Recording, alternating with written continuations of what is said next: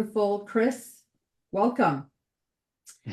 Chris, I lost my bios, so I leave it in your It's hands. fine. I've introduced you, and I think I'm gonna, this kind of happened, and I think I'm gonna continuously do this because it's so much more fun when I'm not reading the bios, and everyone just gets to introduce themselves a little bit. So I've had Chris on here several times. He is amazing, and I'm going to let him tell you all about him. Do I need to make you a co-host? Yes. You can. I'm not going to share too many slides. But you I have may share some. a little bit, but I'll try to freehand, if you will. Okay, just let me do that. So, Michael, if you're still on, hello. He's Been a gone. while since we've connected. Hi, Tammy. Hi, Nikki. Hi, Marianne. Thank you for having me. Appreciate it. There you go. Always fun to do these things, and it just so happened to work out pretty well. So, what I'm going to talk about today is why your marketing sucks and how to fix it. This is a topic that a lot of people really enjoy. I get asked to speak about this a lot. And just as for some context, I've been in marketing for 20 years, marketing and sales, mostly marketing. It's followed me around for a long time. And I've gone from working in some agencies to owning my own to being a social media marketing adjunct professor. And just recently published my second book called Marketing So Easy, It's Fun Again. So I've had the opportunity to try a lot of different tactics and strategies, both on my own businesses and my clients. So I can tell you with confidence what works and what does not. More importantly, what doesn't work, because I've seen it firsthand many times over. And the topic of why your marketing sucks and how to fix it is an interesting one because I'm not kidding when I say probably 90% or close to that. 90% of the businesses I talk to don't like marketing. They think it sucks. They hate it. They think it's all kinds of things that is not good. And so we want to talk about that today. And the first question I'd like to ask is, and it's a rhetorical one for those watching online who maybe can't join the conversation, just raise your hand if you'd like to make marketing easy, or raise your hand if you want to make it fun. And then more importantly, raise your hand if you want it to actually work. Because so many people, they do it. They do. Well, I have a website, Chris. Well, I have social media. Well, I paid for SEO. But what is it getting you? You know, a lot of people don't know. They can't quantify or qualify that. They'll just say, well, I already have a website. Okay. Well, a beautiful website doesn't make it effective, right? Or a beautiful website doesn't make it rank well. So if people aren't finding you, it doesn't matter how beautiful or ugly your website is, they can't find you. And so I want you to think about that because I really genuinely think marketing is easy if done strategically and consistently. You'll want to remember that because I'm going to come back to this in a little bit. So as I navigate through this conversation, I could talk about this for 3 hours, and I say that without joking. The first question I like to ask, and I ask this on stage quite a bit. I have an opportunity to do a lot of these workshops, and it's always incredible to me when I ask this question, which is raise your hand if you have and use a strategy. Now, I ask this question a lot, and it's less than 10% every time. It's not uncommon. I'm in a room with 300 people, and less than 10 of them raise their hand. And then my follow up is just to see if you're cheating or cutting corners here is keep your hand up if you have it in document format. Because people say, oh, yeah, Chris, I've got a strategy. It's right here in my head. It's right here. Well, that doesn't count because that's not a real strategy. That's a hope and a prayer. But if you're actually using it, that means you have it printed like in a document format, not in Word somewhere that's, somewhere on the cloud collecting dust. This is something you've actually referenced in the last 6 months. And even then wouldn't be a great strategy if you're only looking at it every 6 months. So that's a question that's very interesting because, in my opinion, that is the number one reason many businesses fail or come up short, or as I experienced growing up in a family business, stuck in the hamster wheel. I'd see family members or friends of the family who are entrepreneurs, owned restaurants or whatever, and they were always grinding. They were never able to get anywhere further. All they did was GSD. Show up, they'd get shit done, and they were able to have some level of success because of their hard work and tenacity and their hustle. And that's great, but it doesn't really advance you anywhere. And so as I got into my marketing career, I started asking people why. I start just trying to get down to the basement, the real foundation, the core problem. And then I figured it out that none of these people had a plan. They said they had a plan, but they didn't have a plan. And so it became very evident that when I started building strategies for clients, they loved it and it was working. But the thing that I found was they weren't really using it because it wasn't easy enough. And so, in my opinion, why a lot of people hate marketing or why it doesn't work is because they don't have a game plan. They show up every day and they're doing things without any rhyme or reason. And their message and their content and everything they do doesn't coalesce. They're talking at people rather than with them. And they're just throwing out a bunch of random crap, frankly. And if you wouldn't like it, why the hell would I like it? That's the question I like to ask. So your marketing sucks because you don't have a strategy. Now that could be the end of the presentation, but it's not. I'm going to tell you how to fix that. But what I really want to hammer on, and I've done this on my previous topics here, is do you run your business without a strategy? Would you, if you were the head coach of a sports team, would you show up and run that without a game plan? I mean, I coach fourth grade girls basketball and I show up to my tournaments with a game plan. Now, granted, we can only do maybe two things, but we have to know our skill set. We have to know who we are, what we're good at, what we're not good at. We have to know how to score baskets and maybe how to stop the other team. And if we can just work on one or two things every week, we've got a game plan to continually grow. Might be slow, but we can get better. It's a game plan. Not much of a game plan, but it's a game plan. And that's a much better recipe than not having one at all, I would argue. But here's the problem. And if you've heard me speak, you've heard me say this before.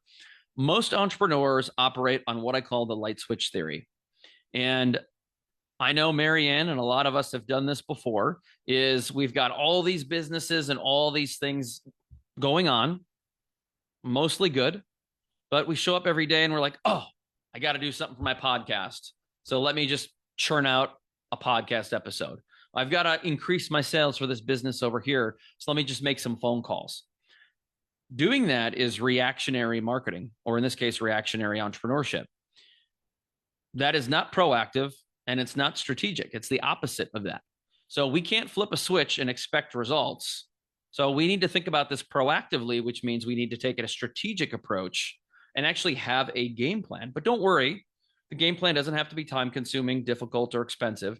It just needs to be a game plan, much like my fourth grade girls basketball game plan. So let's talk about why your marketing might suck. So you say, Chris, I have, or I'm going to build a strategy. Wonderful. We'll talk about the components of that shortly. But these are some things that I hear all the time. So I start to do some audits. I start to talk with clients. And so often people will say to me, well, Chris, I tried that. It didn't work. I tried that. It didn't work. That is what I call a toe dipper. You can't be a toe dipper in business or in marketing. You can't say, well, I did 10 podcast episodes and that didn't work, so I stopped podcasting. Well, I tried TikTok and I posted 3 videos and I have 5 followers to show for it. Well, that's not a large enough body of work to know if something is truly effective or not. And so I hear this a lot with Facebook ads and TikTok and strategies and tactics and name anything. And they're like, I tried, it doesn't work.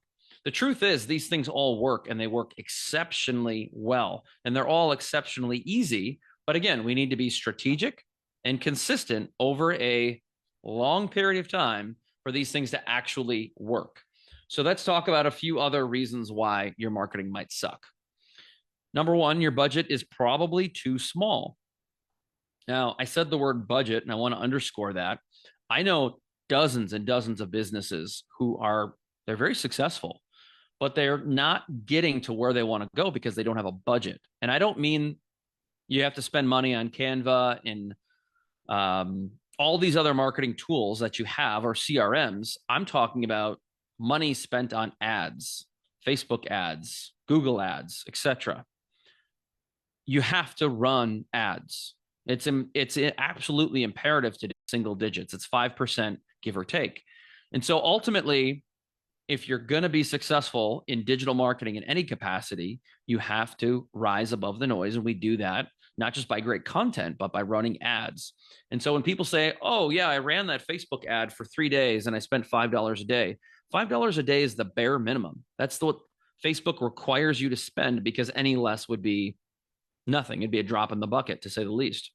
And so you need to try multiple times, multiple campaigns, different content, different targeting. Otherwise, you'll never know if it really works.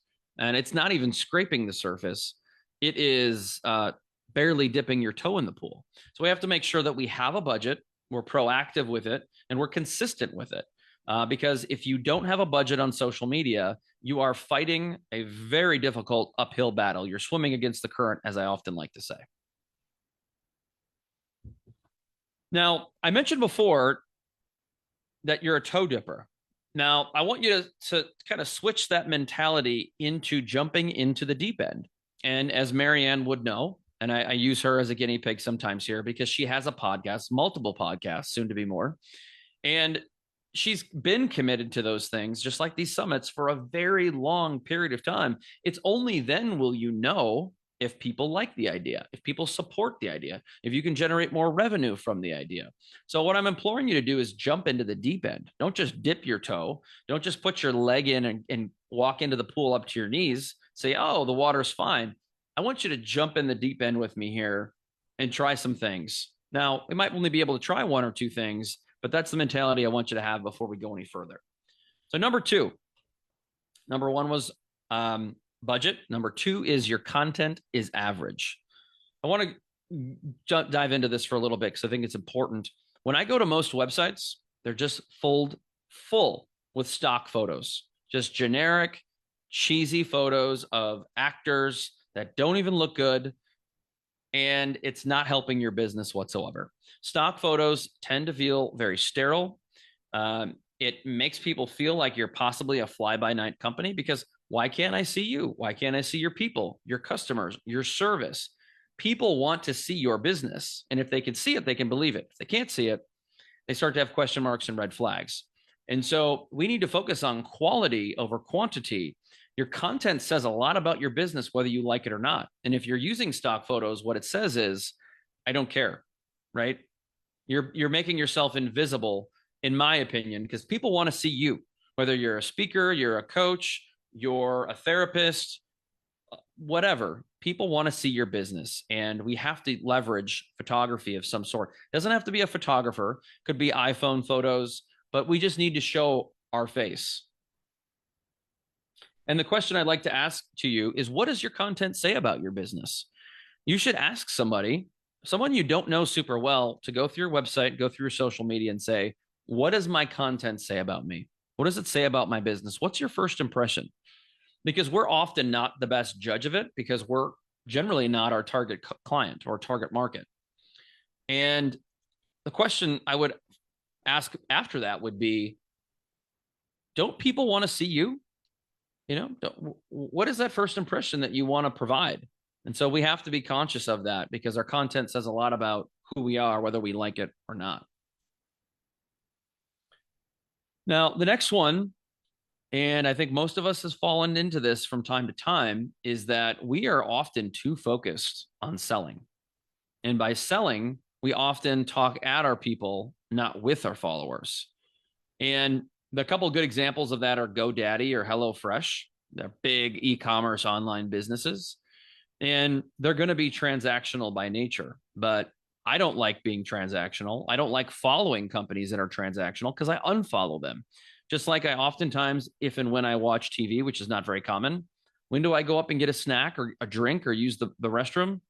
During commercials, because I don't like ads. I don't like being sold to, and nobody does. And so I want you to think about this for a moment, but social media is social media, not selling media, not transactional media. And so you can sell by indirectly selling. You can sell by adding value to your newsfeed, being a resource, being an educator, being someone who inspires and empowers people. And that's what's important. People want to follow you because of that, and they will unfollow you if you are too transactional. The next one is a lack of social listening. So often I see people use social media for the exact opposite, like I said, but they'll just go and they'll post. It's what I call posting and ghosting. They're there for the transaction. They're there for the posting. They're hoping they're going to get a piece of business. They're going to get a piece of the pie. But unfortunately, business doesn't work like that. And many businesses don't want the feedback. They're too busy and they don't see comments and posts and questions as an opportunity. Every comment you get is an opportunity to spark a relationship. That's an opportunity to generate a sale or a lead. It's a digital self-awareness, in my opinion. So if you're not listening and you're not commenting, you're not engaging, you're not going to get real far on social media. So ask for the feedback, because that is where most people have grown their following and their community. More importantly, think of it as a community. The next one is you have unrealistic expectations. Boy, have I seen this a lot. That's why people say, well, I tried, it didn't work. Well, was the expectation that you were going to generate sales in 2 days or 2 weeks?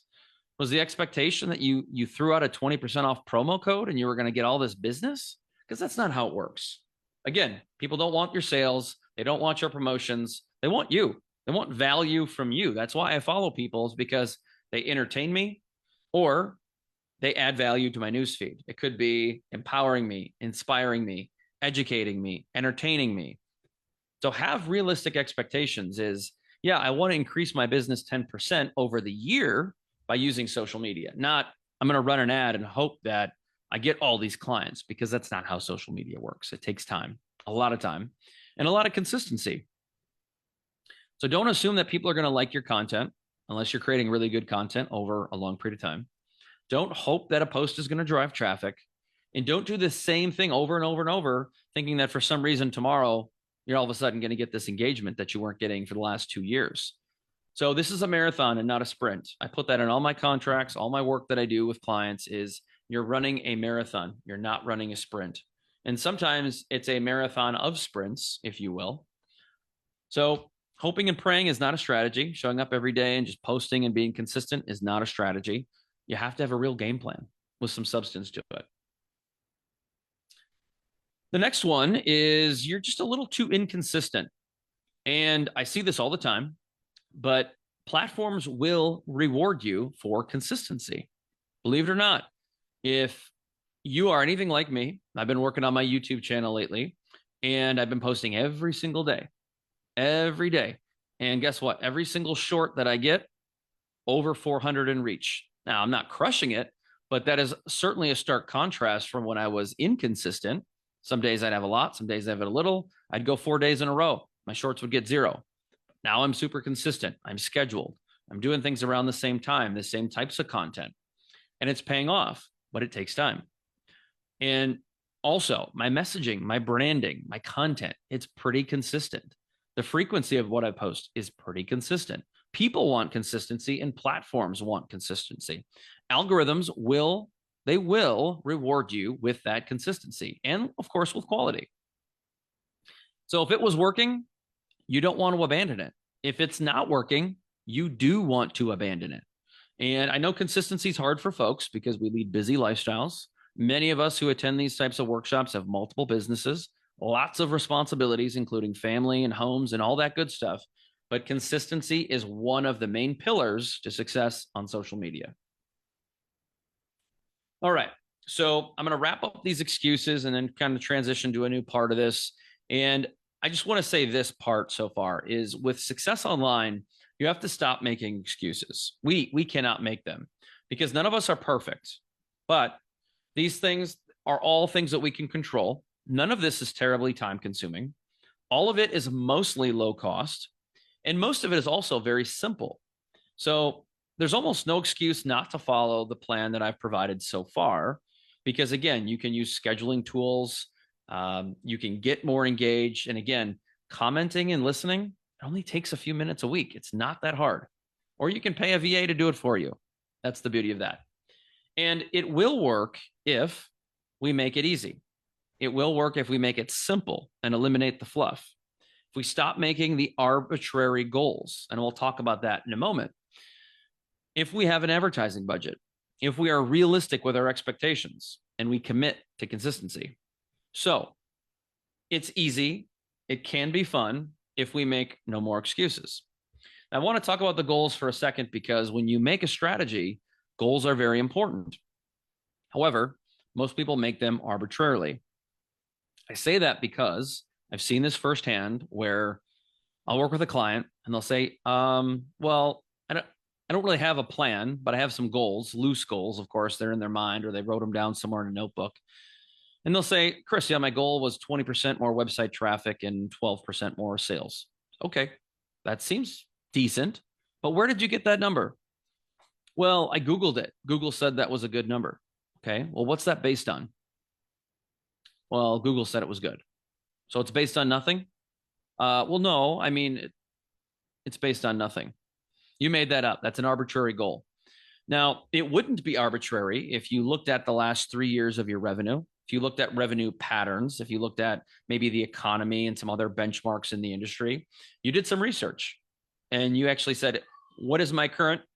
And then what could it be with some additional add-ons that I'm going to add to my strategy? Only then would you have a realistic goal that was not arbitrary. So we have to make sure that we're not just pulling these things out of the loose air, because otherwise the probability is pretty slim we're going to achieve those things. Now what I want to do is I want to transition for a few moments into my strategy framework because I think that's important, and then we'll wrap this up. So now that you know all the what not to do's, you want to focus on building a strategy that's simple and easy, because again, if it's easy, it's going to be fun again. And if it's simple, there's a higher probability it gets done. The more complicated we make things, just like our marketing, the less likely it is to be effective. So if you want your marketing strategy and your content to resonate, it's got to be simple messaging, simple yet effective. And the same is true with our strategy. Simple things work. Difficult things don't tend to work. So let's take the complexity out of it and let's focus on a one-page plan. But just know that when I say strategy, I'm also saying recipe. These two words are synonymous. So I often hearken back to a time when I wrote my first book, and I use the word recipe a lot. So if you travel the world and you say, hey, what's a good recipe for a pot of chili? Well, you'd get a million variations, none right, none wrong. What you choose to make depends on what you have in the proverbial pantry. How much time do you have? Who are you cooking for? What utensils do you have available to you? So if you don't have a lot of time, you're probably not doing it in a crock pot or using things like brisket, or maybe you want to go the vegan/vegetarian option. There's thousands, if not millions of variations, but you have to craft the recipe. And only then, if you follow the recipe and use those ingredients, will you get the outcome you want. I've got roughly 11 ingredients. I'm not going to get to all of them today. I'm just going to start very high level. And I'm going to talk about a few of them for a few moments. Now, number one, the first step that you would take before you do a strategy is you would do your research. And this is the thing I ask all the time is like, oh, what's the first step of building a strategy? People say, oh, well, get a template and do this and do that. No, that would not be the first thing or the second thing that I do.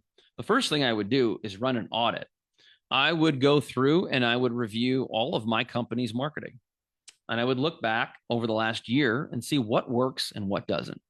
I would look at competitors, or even if they're not direct competitors, I'd look at other businesses in the landscape and see what is truly working. And only then would I have some benchmarks of ideas and concepts and tactics that I could add, and as many that I could probably eliminate as well. I could then craft a vision for what I want things to look like. And now, once I have some metrics, once I've looked at my data and my content, I could really see what works and what doesn't. Now I have some data to put into a robust and intelligent strategy. And that's really what's important is I want to start by crafting a vision, and not a vision statement like you have on your website, a vision for here's what my marketing is, here's what I want it to be, and here's what I want it to achieve. If you don't have that, you do not have the foundation for a strategy. Now, from there, you're going to craft a couple of SMART goals. measurable, attainable. You're going to have a time frame for which you're going to achieve these and so on. But you really only want two goals. If you're independent, entrepreneur, solopreneur, three would probably be too many. If you have a couple people that work in your company, you have some folks who help with your marketing, maybe three goals would be enough.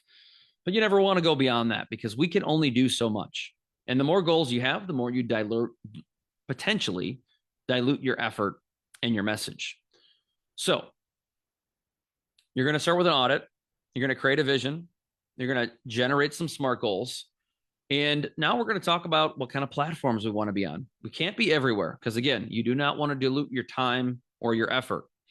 Now, maybe you can be everywhere, but that's not the case for most businesses.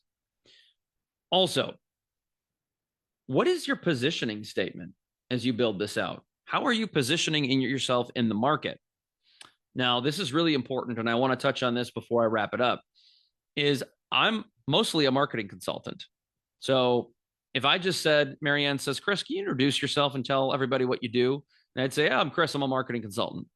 You should say, so what? Boring. That's what you should say to me, and rightfully so.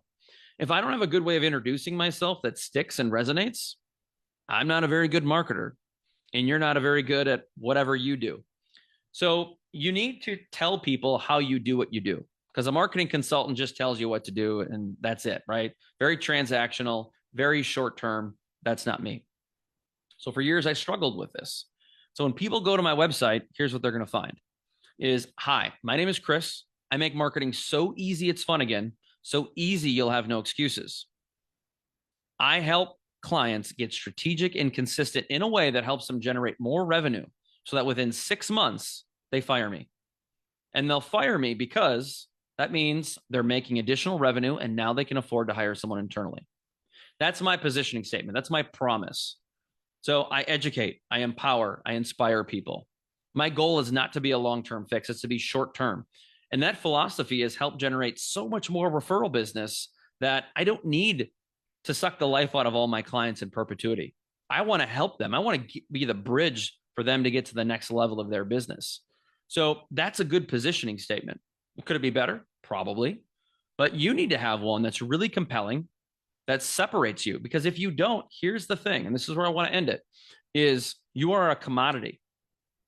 You could be a coach. You could be a consultant. You could be a chiropractor. It doesn't matter. If you are not different, you're a commodity.